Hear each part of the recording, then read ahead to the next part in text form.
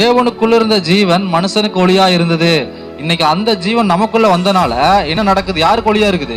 உலகத்துக்கே ஒளியா. அதனாலதான் ஆண்டவர் சொல்றாரு, நீங்கள் உலகத்துக்கு ஒளியா இருக்கிறீங்க. ஏன்னா கிறிஸ்துவோடைய ஜீவன் நமக்குள்ள இருக்கிறனால நீ உலகத்துக்கு வெளிச்சமா இருக்கிற. அதனால் மலை மீது இருக்கிற பட்டணம் மறைந்திருக்க மாட்டாது. நான் சொல்றேன், இந்த கால நேரம் நீங்க ஒரு நாள் மறைஞ்சிருக்க மாட்டீங்க. உங்களை ஒரு நாள் யாரும் மறைச்சு வைக்க முடியாது. பிசாசின் திட்டங்கள் உங்க வாழ்க்கையில செயல்படாது. நல்லா தெரிஞ்சுக்கணும், பிசாசு போடுகிற திட்டத்திலே தந்திரத்திலே தேவனுடைய திட்டம் அதிபயங்கரமா செயல்படும். ஆமீன். உங்க அழிக்கணும்னு நினைச்சா, உங்களை ஒடுக்கணும்னு நினைச்சா, உங்களை கீழ்படுத்தணும்னு நினைச்சா, உங்களை மறைச்சு வைக்கணும்னு நினைச்சா, அதே திட்டத்துல உங்களை உயர்த்துகிறது தான் தேவன். ஹல்லேலூயா. நம்புறீங்களா? அந்த காலை நேரத்துல புரியுதா உங்களுக்கு? ஒருவராலையும் உங்களை கீழ்படுத்தி வைக்க முடியாது. தேவன் ஒரு மனிதனோடு இருக்கும் பொழுது அவன் வாழ்க்கை வெற்றியா மாறுது. ஏன்னா தேவனால் பிறந்ததெல்லாம் உலகத்தை ஜெயிக்கும் மாதிரி அவன் போற இடத்துல எல்லாம் வெற்றியும் ஜெயத்தையும் கண்டுகிட்டே இருக்கிறான்.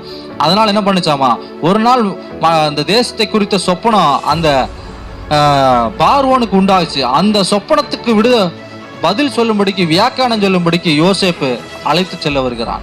அப்ப என்ன நடந்துச்சுன்னா, யோசேப்பு ஒரு மலை மீது இருக்கிற பட்டணம், அவனை எந்த சூழ்நிலைகளும் பொய் குற்றச்சாட்டோ பொறாமைகளோ அவன் கண்ட சொப்பனத்தினால அவன் சகோதரர்கள் எரிச்சல் கொண்டிருக்கலாம், இல்ல அவன் மேல பொய் குற்றச்சாட்டு பட்டு அவன் மேல எரிச்சல் பட்டு அவனை பிளாக் பண்ணி மறைச்சு வைக்கலாம்னு நினைச்சாங்க. ஆனா தேவன் பிசாசின் திட்டத்துல தேவனுடைய திட்டம் பெருசா இருந்தனால என்ன நினைச்சாமா, அவனை சிறைச்சாலையிலிருந்து கூட்டிட்டு வந்து அந்த சொப்பனத்துக்கு வியாக்கியானம் சொன்னது நிமித்தமாக அவன் எகிப்து தேசம் முழுவதற்கும் அதிகாரியா மாற்றி வைத்தார்.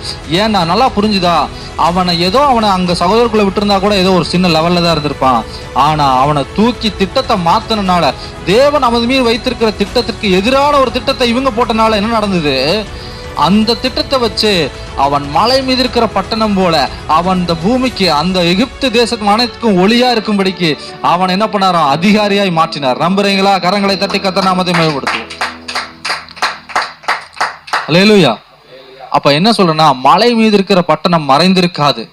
ஏன்னா உங்களுக்குள்ள கிறிஸ்து இயேசுவின் ஜீவன் இருக்கிறனால உங்களை யாருனாலையும் பிளாக் பண்ண வைக்க முடியாது, உங்களை யாருனாலும் கீழ்படுத்தி வைக்க முடியாது.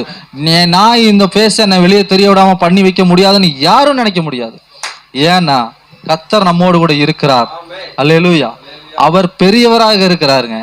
அதான் வசனம் சொல்லுது, உன்னில் உலகத்தில் இருப்பவனை காட்டிலும் முன்னில் இருப்பவர் பெரியவர். அப்படின்னா யாரு பெரியவர்? அவர் பெரியவர். யோசேப்பை பிளாக் பண்ணலாம்னு நினைச்சாங்க, அவனை மூடி வைக்கலாம்னு நினைச்சாங்க.